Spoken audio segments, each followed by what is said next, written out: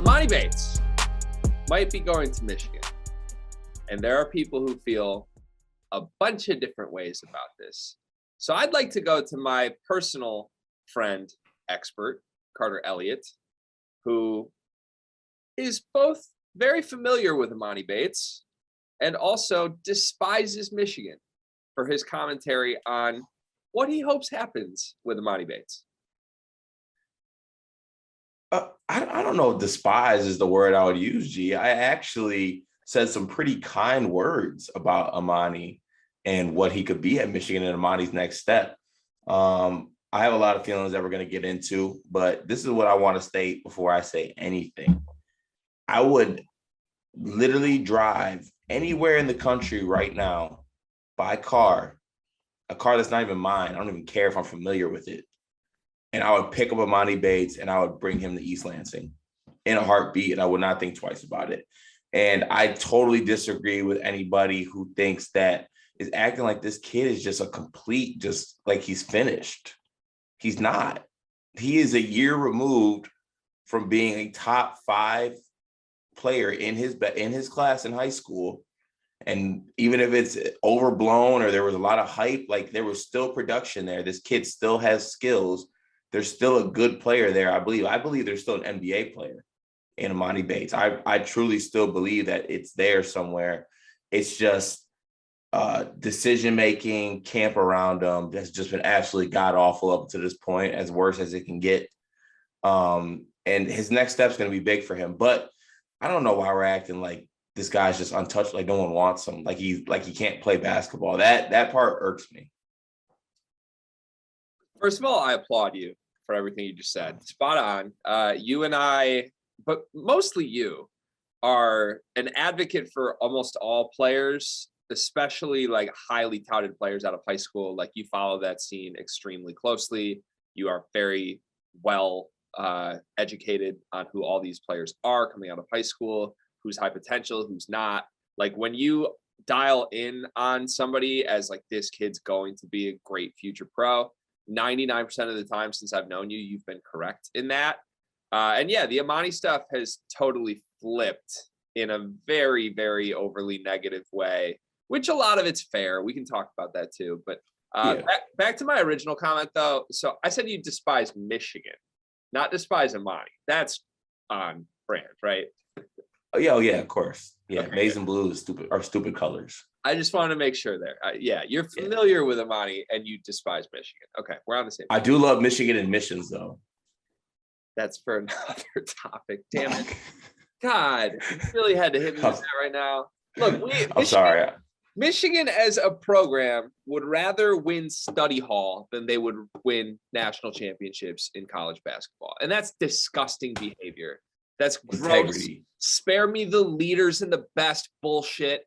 It's the same overly egotistical assholeness that stopped me from going to Michigan. I got into Michigan. I visited Michigan. Everyone was an egotistical jerk for the 2 days that I was there. Like, oh, you're so lucky to be in this study hall room. Like, I don't give a damn. I want to go drink and hang out with cool people and watch good sports teams. Michigan doesn't give a damn about any of that. Anyways, sorry. I'm still pissed. But Emoni, I'm still in on Emoni. We have to talk about all the negatives, though, because he did put a lot of this on himself, and his camp did put a lot of this on himself. And that started, Cart, in high school. That didn't start when he got to Memphis. Like, he was on a crazy trajectory. Some of this was media overblowing the hype, but like, you know, when you're the number 1 player in a class, you kind of got to take the right necessary steps from there. And I think the biggest moment in the start of all of this was when he quote unquote committed to Michigan State. But in reality, that was just an over dramatic ploy to promote Bates fundamentals. And like, why were we even doing Bates fundamentals? Like, if Bates fundamentals never existed, isn't Emoni Bates in a better place today? Yeah, no, 100%. I think we talked about it. You probably go back and look on one of our old Sleepers episodes. I believe right after he committed, me and you were both talking. We're like, there's no way he even steps foot in East Lansing. Honestly, I thought there was no chance he stepped foot on a college campus. Obviously, that changes, but it's a slew of moves that I'm not saying it's not all on Emoni, but it's a situation we talk about, like a coach putting his players in the best position to win. You need to put your child, or you need to put whoever your player is, if you're an AAU coach, you need to put them in the best position to be great and be successful. Obviously, this was a whole thing with Bates Fundamental. It went downhill from there, had the issue with Jaden Akins, and all this stuff just started to spiral the Bates Fundamental AAU team. Then NIL becomes a thing, and they basically don't think about anything. They're like, no, Emoni reclass, let's get this money, let's get this bag from Memphis. Not even thinking about, the ramifications of him playing in Memphis for a situation with Penny that is not necessarily the book is still out, I think, on Penny as a coach for me. And it's just it wasn't the best situation for him. So, and then it gets even worse there. He hurts his back, doesn't play well, and everything just goes. Everything. Did he hurt his back? Either way, it's bad. He hurt something. He definitely hurt something. It might have been his pride, might have been his heart a little bit, and maybe his back too. I don't know, but look. Elgin Bates is the person to blame here. If we're going to point fingers, he's the architect of all of this. He's the mastermind of Bates Fundamentals. If Emoni, what Emoni should have done and what his camp should have done, in my opinion, he should have gotten out of Michigan. The MHSA is a disaster, but yes, go play at Montverde. Go play at any one of those big institutions. Just go sign up for one of them. And send your kid there. You can go live in Florida, do whatever you want to do. It doesn't matter. But he's going to get the exposure from something where the wheels aren't falling off. There are places built to help kids like Emoni maximize their potential. And instead, I feel like Elgin Bates said, you know what? I'm going to be LeVar Ball, but I'm going to be better than LeVar Ball was. And the difference here is that LeVar Ball is actually a good businessman. Elgin Bates is not. Elgin Bates is a disaster with every decision that he's made. So, look, Bates Fundamentals, I can tell you, I coach high school ball in Michigan for the last 6 years. It's a disaster. There were two kids actually, in my region or district that went and played for Bates Fundamentals. And one kid, 6'10" center, was all conference in our league for 3 years, going into his senior year. He was probably the 10th or 11th guy that was recruited to play for Bates Fundamentals, goes down, ghosts his local high school coach. This is a month before the season starts after doing a bunch of workouts. Just ghosts him. We don't know where he is. Find out he's living in the Bates Fundamentals because you had to live at the quote unquote school they were at. Mm-hmm. The kid's experience with Bates Fundamentals was so poor. Just horrible. Said Emoni and his dad didn't even talk to people there, that he came back a week into the season. And I don't know how the MHSAA allowed that even. He rejoined his high school team a week into the high school season. And I know Akins had his problems with that. It's not just the lower tier guys. Anyone associated with that program failed miserably, not just Emoni. So I don't know, that entire thing, it wasn't even formalized basketball, right? It was glorified pickup around Emoni shooting 35 times a game and playing no defense.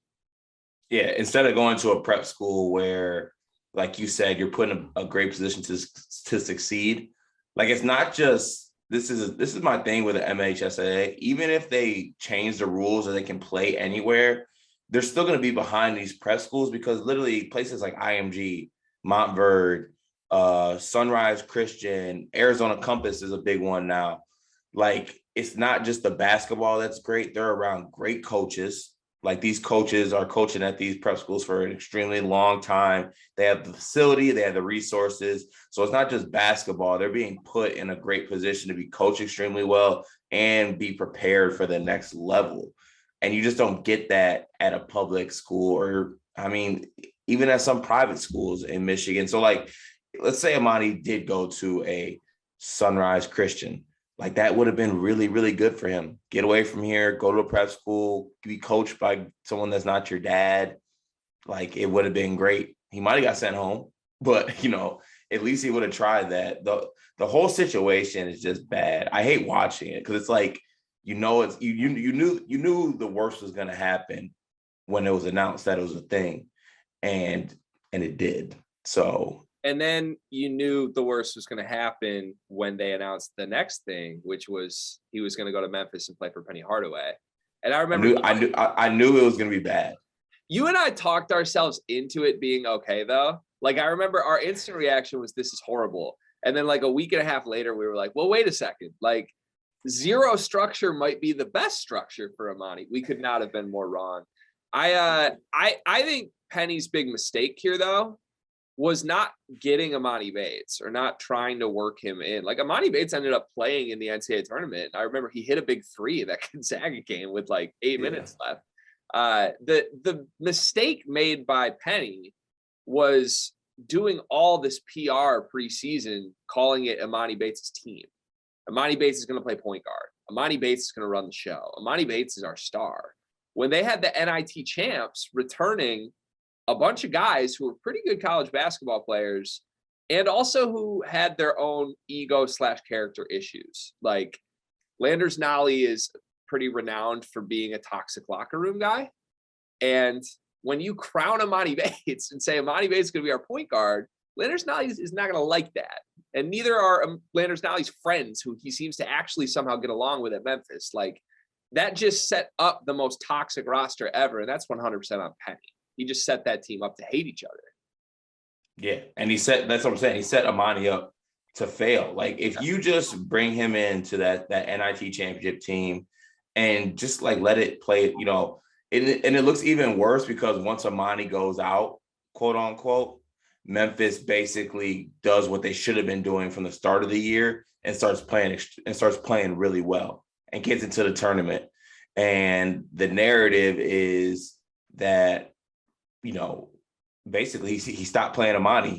He stopped playing Emoni. Emoni wasn't on the team, and he started playing his lineup that he had last year, which he should have been doing from the rip. And then you work Emoni Bates into that. So it's a bad situation. His next step is going to be huge. I'd love to get your thoughts on where you think he should go next. I mean, I'm guessing it's Michigan. Yeah, we'll talk quickly on Emoni. He ended last season 23 minutes a game, 38% from the floor, 32% from three on 4 attempts per game, 64% from the free throw line, 9.7 points per game, 3 rebounds a game, 1 assist a game, 2 turnovers a game. So, like, I think that's he's Max Christie. I mean, yeah, pretty much. And that's the worst Emoni can possibly play. I don't think he can go anywhere in the country in any situation and average less points per game in that amount of minutes or more there's just nothing that could go worse other than maybe he turns the ball over if he's in a higher usage role. But so what Emoni needs from my perspective is a total reset.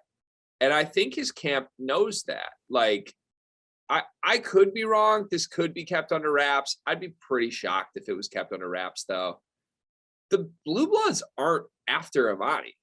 Like, he's tanked his stock enough that Kentucky ain't calling, Kansas ain't calling, Duke ain't calling, North Carolina ain't calling. So what are your options now if you're Emoni Bates? Well, I mean, you could go down to a lower level, which I have a hard time believing anyone within the Bates family would ever allow him to do. You can try to latch on at like a mid-tier, high major school. I don't know where, like maybe in the Midwest, maybe not. Maybe you go out west for a little bit. You and I talked about how a change of scenery could be good there. Or maybe you come home. Maybe you go for the redemption narrative here. Maybe you go to a guy who seems to be well respected in all NBA circles, who is a player's coach, who is not coming after you and promising you the world, right? As far as I know today, on April 29th at 9:32 a.m. Eastern time, as far as I know, Juwan Howard has not publicly or even privately offered a scholarship to Emoni Bates. But you know what Juwan Howard has done, Cart? Spent an entire week with Emoni, with Amani's dad. And I think he's been vetting that family. I think he's been feeling out how toxic this would really be. How delusional is his camp actually going to be? Could I get Emoni Bates on my roster and make sure his dad doesn't show up to every single practice trying to micromanage? Could Emoni play a role for this team and buy into what we're doing? And I don't know what that answer is. If that answer is no, Juwan Howard's going to run the opposite direction and never do that to his team. But if that answer is yes, if they've been humbled a little bit, if they realize that they need to spin this narrative, Juwan Howard is the perfect coach to take him under his wing. Am I wrong on that? Like, I think I'm spot on that. No, I think you're spot on too. And I told you that I think that when we're thinking about coaches that basically just repeating everything you just said, I think it would be the perfect fit. I think that Juwan, as well as his staff, do a great job of developing players, coaching players. You never heard a player say a bad thing about Juwan. Maybe that his temper is short, but besides that, no one has ever said bad things about Juwan, probably unless they're Greg Gard or in Madison, Wisconsin. So I think it would be a good situation for him. Like you said, nothing be promised. I would say Michigan State, but that bridge is burned. It's burned. It's burned. It's been burned. It sucks because we got a lot of minutes on the wing that could, and I'm not saying we could promise something, but he could definitely play for us. Tom Izzo's too stubborn to go back on that. Like, if you've wronged Tom Izzo, you're not ever going to get a phone call from him again. I feel like, Wow. So I feel like we just found a common ground between you and Tom Izzo. Oh, Petty Kings. Come on. What? Hey, petty can be a fuel for success, man. Tom Izzo's had that is true. I embrace the petty. I feel like you're petty too. Like, petty's, I'm not saying petty's a bad thing. Like, petty's a tool to have in your arsenal. Oh yeah, for sure. Those people are like forgive and forget. Like, nah. Yeah, right. I might forgive, but damn sure ain't forgetting. Yeah, we don't do that. This would also be a massive opportunity for Juwan Howard because, look, I don't think there's a negative connotation or a negative view publicly of Juwan Howard really in any way right now. I think somehow he's managed to avoid all that. But skeptics and critics would say there was the fight with Wisconsin. They really underachieved this last year. Caleb Houston, Moussa Diabate were NBA guys who might not get invited to the combine. Like, there are ways you can point at Juwan Howard and be like, what's really going on here? If he were to get Emoni Bates on track, get him back to the first round as an NBA draft valuation, turn him into a useful college player, and win with him, I don't think there's a more powerful thing a coach in the country could do from a recruiting reputation standpoint. I mean, like, if he could. I'm already scared of Juwan on the recruiting trail. If he had this in his back pocket too, then it'd get extremely scary. Yeah, I mean, because then you're in the portal to any 5-star recruit that underachieved in year one saying, oh, I'll get you back on track. Look what I did with Emoni.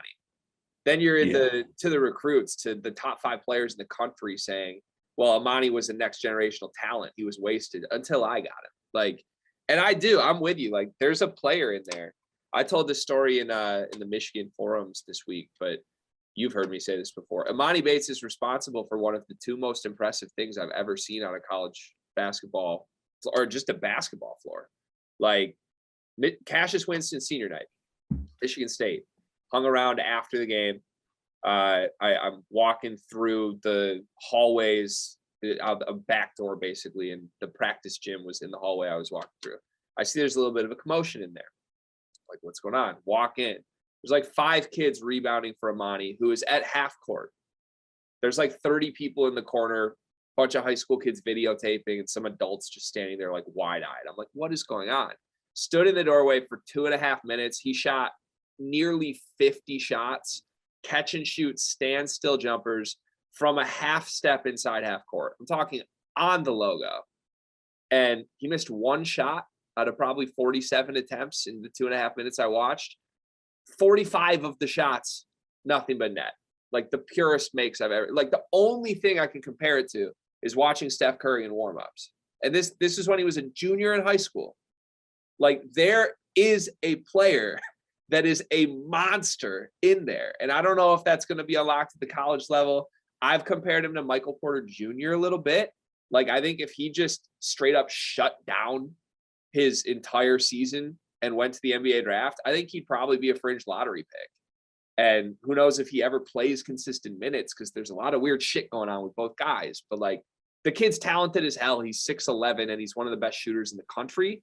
See, there's one thing I'm going to bite back on you. This is what Michael Porter Jr. had in his arsenal. He was 6'10". Emoni's 6'7". Is he really 6'8", maybe? He's probably 6'8". I felt like he was 6'9". No, because remember, this was another thing that happened at Memphis. They had Memphis's pro day, and his measurables got released. And he's got dinosaur arms, and he's slow, and his vertical wasn't great. Yeah, that thing was weird. I took a picture with Emoni. I forced my way into paparazzi mode in East Lansing. I feel like he's 6'9". He was towering over me. Well, your height has been a really talking point of sleepers, which I don't think anyone really saw coming between like me and you and sleepers. Like, your height would be what's most talked about as far as tallness. Everyone sees you and they're like, oh my God, you're as tall as Chandler Parsons. I mean, you tell me I'm still growing, pause, but occasionally you will tell me that. So I don't know. You do like sneak up on me a little bit and feel like you're like 6'5". It's just when I stand up straight, I have bad posture. Okay, can I go conspiracy mode now, though? Now that we've talked about like how good he is, what he should do, all of that, can I go conspiracy mode? Talk to me. He's going to commit to Michigan. I'm telling you right now. Okay. I'm telling you right now. So, first of all, they spent a bunch of time together last week. Juwan was with Emoni. Juwan was with Elgin, separate occasions. He's been around the Michigan guys for the better part of a week. He was working out with Xavier Simpson. He followed every player on the Michigan team on a bunch of different social media platforms. Most of them followed him back.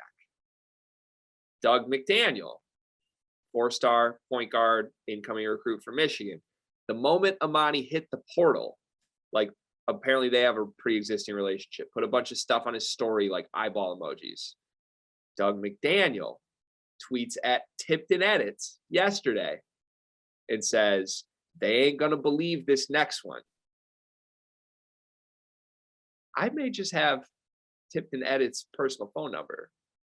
I may have texted him. And said, hey, if this is Emoni Bates to Michigan, give me 15 minutes head notice. I got to cool myself down, okay? He hit me with the ha-ha card. He saw the message. He didn't give me an answer, but he hit me with the ha-ha. And that ha-ha card means to me that Emoni Bates is coming to Michigan. I'm telling you. Have I been wrong, though?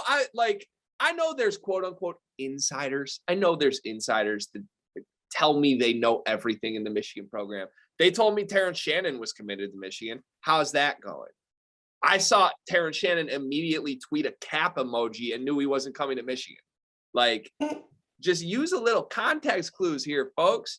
The moment Emoni hit the portal, I had Goodman and Tipton saying I'd keep my eye on Michigan. And I had Michigan insiders saying there's no way that happens. Well, now those insiders are changing their card. So I think he's going to Michigan. Yeah. Well, besides Fit Point, where, like we talked about, like, where else would he go? Like, I agree with you with the whole, like, I mean, he shouldn't go to a lower level. Could he go to the West Coast? Yeah, but like, I mean, I don't know, a USC, Oregon, perhaps. I mean, I think Altman's a good coach. We were just thinking about good situations for him. Bias aside of, my affiliation with who I like, I think Michigan would be the best situation for him. If he doesn't go to Michigan at this point, then I'd be concerned about like where his head's at as far as what he wants to do with his basketball career, or basically something like that. And while we're also on the point of recruiting, we need to talk about we need to have an episode where we discuss coaches' sons' rankings, because Jace Howard is elite. He is on social. He's doing all this stuff. Meanwhile, Steven Izzo's, all he does is sit on the bench and play with his thumbs and be 127 pounds. Hey, Steve got you a 5th year from Joey Hauser, or a 4th year from Joey Hauser, actually. That's Sick. That's sick. Thanks, Steven. Joey Jamal, man. He won you a tournament game. I do love Joseph Jamal, but I'm just saying, Steven ain't out here going and picking up 5-star recruits. He went to Lansing Catholic. Well, know your role, right? Play within yourself. What is his role? He's getting the guys in his demographic. You know how I had my podcast demographic? Steve's getting his demographic right now. Ace is doing his thing. Look, I think if Juwan Howard offers Emoni Bates, I'd expect an instant commitment. I think if he doesn't end up in Michigan, it's because Juwan Howard didn't offer, frankly. What's the rotation next year if Emoni commits? So many moving parts is the problem. So I have a pit in my stomach that the worst case is going to happen here. They're not getting Terrence Shannon. Admissions dropped the bag. I hope he doesn't go to Illinois, but he might go to Illinois at this point. They're probably going to get Jalen Llewellyn from Princeton, who I hate. I think he's Dwayne Washington Jr., but 3 inches smaller with his feet stuck in cement. He's a shot chucker that shot sub 30% from 3 for the first 2 seasons of his career in the Ivy League. He had a decent season last year. I think he's a lot worse than Devontae Jones and Mike Smith. And he's going to come in and play 35 minutes at the 2 while Kobe Buffkin rides the bench again? Nah, Kobe's straight in the portal the moment that happens. So we'll see. It sounds like Llewellyn's pretty much a done deal. Again, I don't like that. Caleb Houston and Musa still in the draft process. Apparently, if they get a combine invite, they're likely both gone. And I'd be surprised if they don't get combine invites just off name recognition alone. Don't necessarily know. Warrants it, but I don't know why Caleb Houston would even want to go to the combine invite. His test would be terrible. They would be terrible. If I'm Musa, I need that invite because he could probably work out, test his way into getting drafted. They do shooting at the combine, right? But you don't have, I guess. Well, it's not in Ann Arbor. All Houston has to do is do a shooting drill that everyone can watch and shoot well. That's it. If he shoots one shooting drill well, he's going to get drafted. But he needs to do one in Ann Arbor. He needs to stream it from Chrysler. Have a pro day from Chrysler. That could happen too. I don't know. I'm holding out hope. I guess Musa goes and Caleb comes back. I think at this point, a best case scenario that's reasonable would be Frankie Collins, Llewellyn, Emoni Bates, Caleb Houston, and Hunter Dickinson with Terrence Williams off the bench, which, I mean, look, Emoni, Caleb, Hunter, I don't know if there's a better front court in the country when those 3 play well, but there's a you think Emoni 100% starts over Jet? Yeah. That's interesting. That's interesting. 100%. And the nice thing would be if Amani's a disaster, the Michigan infrastructure of what that program is and the other guys on the roster are good enough to quickly course correct, right? Like in Memphis, it took them 2 months to sort out all of the public drama between Landers Nolley and Emoni Bates, how Penny was handling it and their roles. At Michigan, if Emoni sucks and his camp's making a stink and you're 2 weeks into the season, sit the bench, will promote Terrence Williams and Jet. They got dudes. They'll figure it out. They're fine. But it's a risk we're taking. I don't think he'll be a 30-minute-a-game guy, and he definitely ain't playing point guard in this ain't Emoni Bates team. But shit, if you put him in Caleb Houston's role last year and just said shoot jumpers, how many open jumpers did Caleb Houston get last year? He got a lot. Let's get Emoni Bates those jumpers, and I bet they actually go in. Yeah, that's good. Well, my outlook is the wing position is going to be we have Micah Parrish, Pierre Brooks. That's it. It might get Malik Hall up there for a couple spot minutes. Keon Coleman's having a good summer. Can we do the once every 3 months thing I ask you to do? Can you close your eyes for me? I like you to picture a moment, Cart. I'd like you to picture it. It's late February in East Lansing, the Breslin Center. You and I are there. You and I actually have named seats this time instead of being tucked in the corner. Michigan is playing Michigan State. It's a hard-fought game. Hunter Dickinson has 32 points in this game, but Tyson Walker has 20 of his own. It's been back and forth. There's 10 seconds on a clock. Michigan State has a 1-point lead. They're on defense. Everybody just slapped the floor. Emoni Bates is dribbling the ball down the floor, being guarded by Pierre Brooks. How do you feel? I feel like I'm doing everything in my power to live bet Michigan. That's all I wanted. I mean, like we're very close from that being like it's Emoni Bates versus Pierre Brooks. Okay, so I know this is an Emoni Bates episode. Can I get 10 seconds on Michigan State? 10 seconds. Take as much time as you need, of course. Okay. No, all I want to say is there's been a lot of back and forth about my feelings on Micah Parrish and how I feel about him coming to the team and basically putting up a gripe because that's the only player we're getting.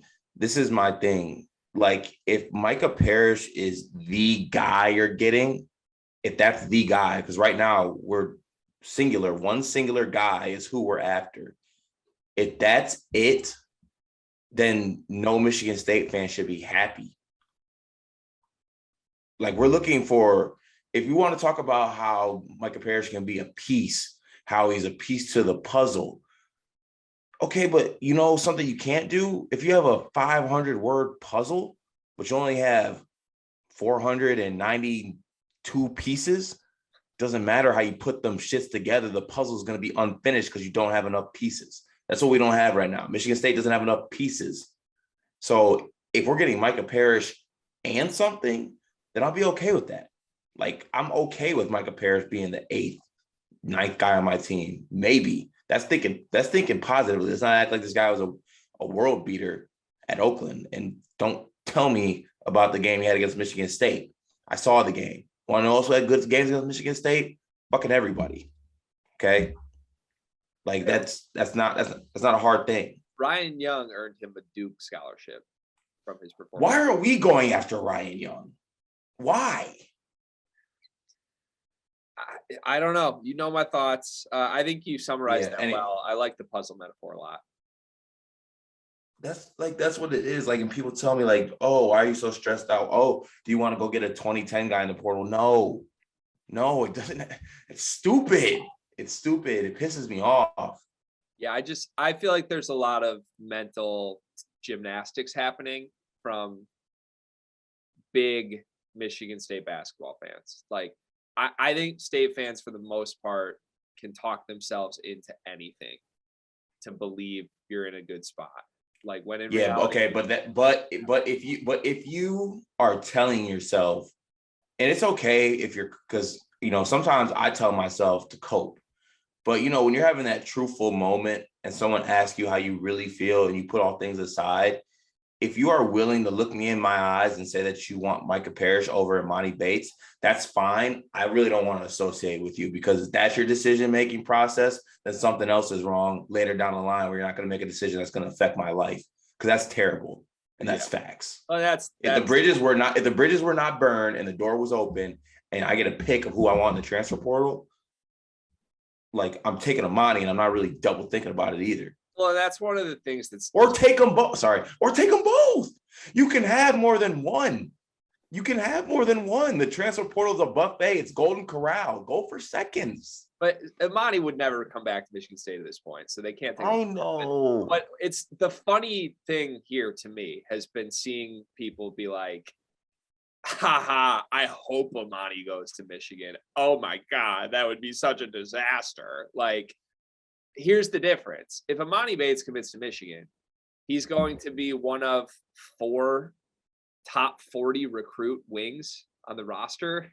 Like, and that's Jet, Houston, Emoni, and either somebody else they're going to get in the portal, and or, like, I guess Terrence Williams is in top 40, but Kobe Buffkin is top 40. They have dudes. Like, if Micah Parrish commits to Michigan State, he's one of 2 wings on the roster. There's 3 open scholarships still. Like, it's such a different thing. Like, Emoni's role at Michigan would not be to be everything. Even the way Max Christie had Yeah. to be everything for Michigan State. People crack me up, man. I don't get it. It's something. But we'll see. It's a positivity room. I told you we're gonna stay positive. And I'm not being as harsh on Michigan State as I was the other day. So we'll give them some. Yeah, I feel like we've been pretty solid. I like Micah Parrish as a piece. I really do. Just need a couple more pieces. To your metaphor. That's your metaphor, my friend. Okay. Yeah. All right. This was fun. You got any good weekend plans? No, I'm just gonna watch the draft. Actually, my golf Saturday. Boy, nice. We should hit the links together soon. I'm golfing Sunday, I think. Second round of the year. Let's make it happen. And Cincy? Yeah. Against Spence Babes? Yeah. Against Dad Spence? Ooh. I know. I mean, he has a massive power over me at this point. We'll see what happens. Yeah, Dad's strength is different. It is. On that note, this was the Sleepers. What do we even call this? This wasn't a starting five or this was just like a Emoni Bates session. Yeah, we needed a whole. We could have called it a starting five, but we needed the whole time to talk Emoni. It's true. We'll be back. Either we're debating. We might do a Drunk Scouts this weekend. We need to do the Sleepy Awards, shutting down the end of college basketball season. That's on its way as well. So stay tuned. Something new will be on the channel at the beginning of next week. And we'll be back on the regular schedule going forward again next week.